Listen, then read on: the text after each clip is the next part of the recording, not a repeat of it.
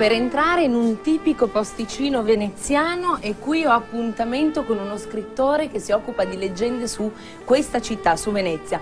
Alberto Tosofei, eccoti qua. Ciao. Ben trovata. Ma che meraviglia! Allora, guarda, ti ho portata qua perché Irina è una Elisa, persona davvero piacere. speciale e questo è l'unico posto di Venezia in cui è ancora possibile prendersi uno scartosso de pesce, quindi il fritto per asporto, e andarsene in giro per la città mangiando il pesce fritto. Come se fossero dei popcorn. Esatto. Ma la se stessa buono sto cosa. scartosso. Certo, fa sommi. Ah beh, allora ci possiamo fidare. E questo qua invece è il libro che io non vorrei leggere perché mi Ma fa che paura. leggerai Venezia Enigma, perché ti dedicherò, che raccoglie moltissime delle leggende veneziane, vecchie e nuove, e io vorrei darti un assaggio, insomma, Sì. di quanto contiene questo libro sulle leggende. Va bene, se prometti di non farmi paura, sì.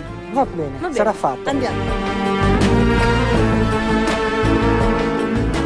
Questo vicolo dove ci porta? Questo luogo è legato a una certa Venezia, un po' più sensuale, un po' legata alla cortigianeria. Ah, sì? Ma anche, sì, per esempio, guarda come si chiama.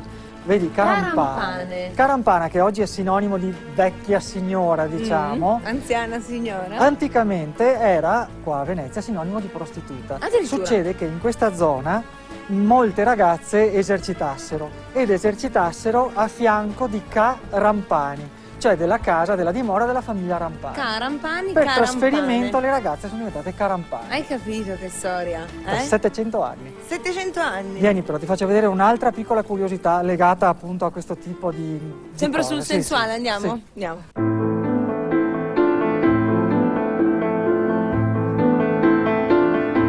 Eccoci Elisa. Guarda, volevo farti vedere queste due belle. cariatidi, come vedi sono abbastanza prosperose. Leggenda vuole qua a Venezia che a fare da modella sia stata niente meno che la contessa Isabella Teotocchi Albrizzi, che era una donna molto bella, perlomeno da giovane, perché questo è ciò che rimane del giardino di Palazzo Albrizzi. Quindi questo è un gossip. Esatto, un gossip molto Che veneziano. nessuno sa, me lo stai svelando in questo momento per Italia che vai, è stata la contessa la modella di questa Isabella libreria. Teotocchi aveva un suo salotto letterario in cui andavano Antonio Canova, George Byron, Lord Byron e anche un giovanissimo Ugo Foscolo, che addirittura. pare sia stato iniziato alle delizie dell'amore proprio dalla nostra.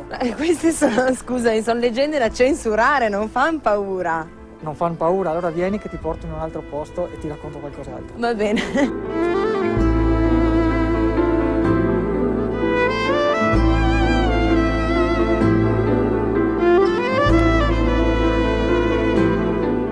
Di Alto è una zona centralissima per la città e proprio sul ponte soggiace una delle tante leggende veneziane che riguarda proprio la costruzione.